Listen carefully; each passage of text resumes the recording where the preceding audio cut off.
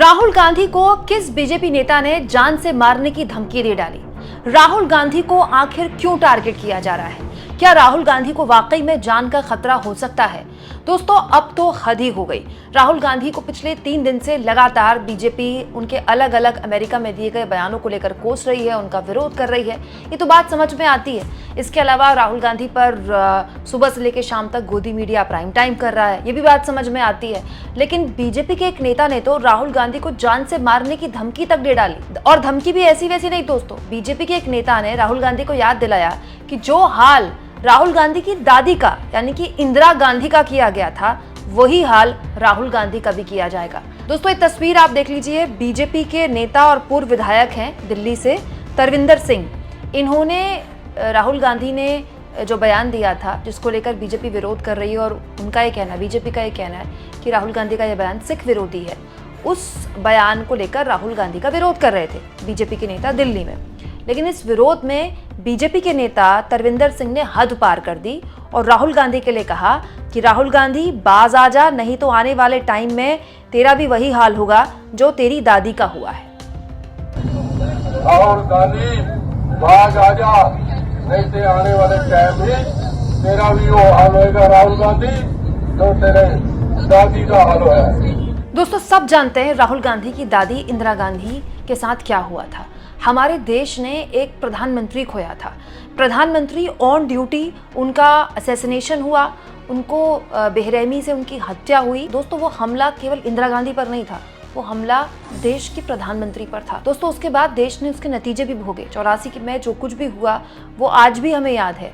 लेकिन हैरानी इस बात की है कि जब उस पूरे के पूरे दौर से देश बाहर निकल चुका है, लेकिन बीजेपी के नेता क्यों नहीं बाहर निकल पा रहे हैं? अब बीजेपी इस पूरे के पूरे मसले पर क्या बोलेगी?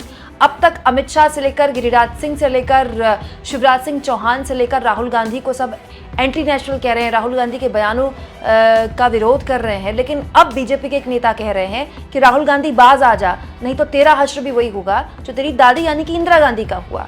अब इस पूरे के पूरे मसले पर दोस्तों कांग्रेस पार्टी एग्रेसिव हो गई है, कांग्रेस पार्टी अटैकिंग मोड में आ गई है।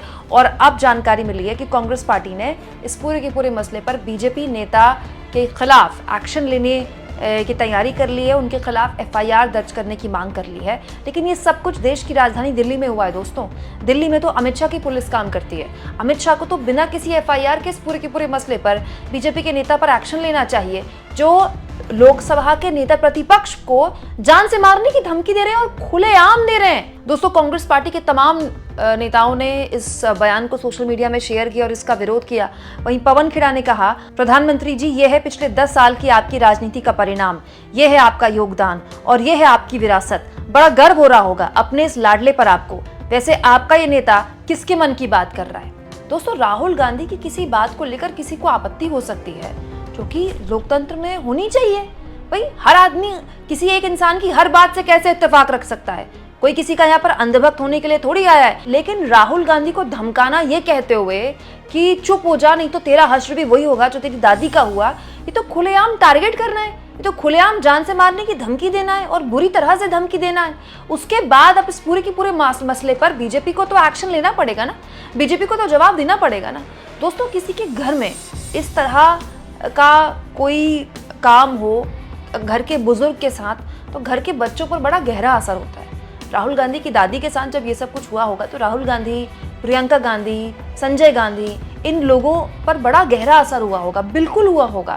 बच्चों के बचपन पर बहुत गहरा असर होता है। लेकिन वक्त बड़ा बलवान होता है, वक्त धीरे धीरे सारे जख्म भर देता है। लेकिन सोचिए, सालों बाद राहुल गांधी के एक बयान को लेकर उन्हें उनके वो पुराने जख्म याद दिलाए जा रहे हैं। ये तो एक तरह का मेंटल ट्रॉमा है। मतलब आप सोचिए, कोई बच्चा बचपन में अपने घर में इस तरह की अपनी दादी के साथ हुई इस तरह के हिंसा देख चुका है, और उसके बाद जब आज वो 52-53 साल का हो गया है वो इंसान, उसे याद दिलाया जा रहा है कि वो दौर याद कर, तेरी दादी के साथ जो हुआ था, तेरा भी वही हश्र होगा। मतलब आप किसी के जख्मों को इस तरह से उसको हरा कर रहे हैं, उस पर नमक छिड़क रहे हैं। अब इस पूरे के पूरे मसले पर दोस्तों बीजेपी को न केवल एक्शन लेना होगा, बल्कि दिखाना भी होगा कि वो राहुल गांधी जिस बात का जिक्र करते हैं कि हिंसा की राजनीति के वो खिलाफ हैं, नफरत की राजनीति के वो खिलाफ हैं, क्या बीजेपी उसको प्रोपोगेट करती है? आखिर बीजेपी के ये जो नेता हैं, किसको खुश करने के लिए इस तरह की बयानबाजी कर रहे हैं? अब तो बीजेपी को एक्शन लेना पड़ेगा इस नेता पर, न केवल एक्शन लेना पड़ेगा बल्कि कानूनी कार्रवाई करनी पड़ेगी। दोस्तों, राहुल गांधी अमेरिका में अलग अलग यूनिवर्सिटीज़ में छात्रों के बीच बोले और उनकी लगभग हर भाषण मैंने सुना है, लगभग हर भाषण, क्योंकि उसके बाद मैंने आपको वीडियोस दिखाई उस भाषण में। उस पूरे के पूरे भाषण में यकीन मानिए जो भी उन्होंने भाषण दिए, बहुत सी बातें हैं जिससे मुझे ऐसा लगा कि राहुल गांधी शायद इस मुद्दे पर बोलने के लिए पूरी तरह से तैयार नहीं है। कई बार तो मुझे ऐसा भी लगा कि राहुल गांधी अपनी पूर्व की सरकारों पर भी एक तरह से सवालिया निशान खड़ा कर रहे हैं। जैसे राहुल गांधी ने चीन के मुद्दे पर बार बार बोला कि चीन ने पूरे की पूरी दुनिया में मैन्युफैक्चरिंग का हब बना लिया अपने देश को, और अमेरिका और भारत की जो चीज़ें हैं वो चीन में मैन्युफैक्चर हो रही हैं। तो अगर राहुल गांधी इस तरह की बातें बोलते हैं कि हमारा मैन्युफैक्चरिंग सेक्टर है वो अछूता रह गया ऐसा कुछ करने से जो कि चीन कर गया, तो 10 साल की सरकार पर तो सवाल उठेंगे ही। साथ में 1980 से जो सरकारें चली आ रही हैं उस पर भी सवाल उठेंगे, क्योंकि चीन ने ये सब कुछ 1980 के बाद से ही किया। 1980 तक तो भारत और चीन अर्थव्यवस्था में लगभग बराबर ही थे। तो we miss the bus after 1980, India miss the bus. तो हमारे साथ ऐसा क्यों हुआ, इसको लेकर राहुल गांधी अगर इस तरह की बातें बोल रहे हैं तो कल को उन पर भी सवाल पूछे जाएंगे। लेकिन कम से कम राहुल गांधी ये बोल तो रहे हैं, राहुल गांधी ये बोल रहे हैं, तभी तो हम इस तरह की बातें सोच पा रहे हैं ना। राहुल गांधी जीएसटी पर बोलते हैं, राहुल गांधी मैन्युफैक्चरिंग पर बोलते हैं, अनएम्प्लॉयमेंट पर बोलते हैं, विदेश में बोलते हैं, राहुल गांधी एलजीबीटीक्यू कम्युनिटी पर खुलकर बोलते हैं। राहुल गांधी इस पे एक सवाल पूछा गया जिस पर उनसे कहा गया कि आप सेम सेक्स मैरिज पर क्या बोलते हैं, तो राहुल गांधी ने इस मुद्दे पर बोला। क्या प्रधानमंत्री मोदी से हम ये एक्सपेक्ट कर सकते हैं कि वो भारत की किसी यूनिवर्सिटी में आए और ओपन इस तरह के सवाल लें? जो सवाल भी मोदी जी से पूछे जाते हैं वो इतने स्क्रिप्टेड होते हैं, जो इंटरव्यूज भी मोदी जी के होते हैं वो इतने स्क्रिप्टेड होते हैं कि एक इंटरव्यू अगर आप देख लें तो आपको बाकी इंटरव्यूज देखने की जरूरत नहीं पड़ती, क्योंकि सारे इंटरव्यूज में एक ही बात होती है। दोस्तों, यही मोदी जी थे जो 2014 से पहले तमाम यूनिवर्सिटीज में घूम घूम कर लोगों से बात किया करते थे। आज विदेश में छोड़िए, क्या मोदी जी भारत में किसी यूनिवर्सिटी में जाके छात्रों से ऐसे ओपन सवाल ले सकते हैं? अरे आप, मैं कह रही हूँ मोदी जी का छोड़िए, क्या राहुल गांधी या विपक्ष के किसी नेता को ये मौका मिल सकता है कि वो जेएनयू में जाएं या दिल्ली यूनिवर्सिटी में जाएं और छात्रों से ओपन बातचीत करें? मतलब ऐसा कुछ करेगा ना अगर कोई यूनिवर्सिटी, तो उसके कुलपति को निकाल दिया जाएगा। इसीलिए ऐसा कुछ भारत में नहीं होता है। राहुल गांधी विदेश में कम से कम बात तो कर रहे हैं। आप राहुल गांधी की बात से इत्तेफाक रखें ना रखें, आपको उनकी बात पसंद आए ना आए, लेकिन कम से कम आपको समझ में तो आता है कि राहुल गांधी के पास क्या विजन है आने वाले भविष्य को लेकर, आने वाले भारत को लेकर। राहुल गांधी अपनी पूर्व की सरकारों के भी किस मुद्दे को लेकर क्रिटिक हैं या क्रिटिकल हैं, लेकिन मोदी जी तो बात ही नहीं करते हैं। हमारे मोदी जी तो बोलते ही तब हैं जब चुनाव आता है, और उसमें क्या बोलते हैं? मंदिर, मस्जिद, मंगलसूत्र और मुजरा।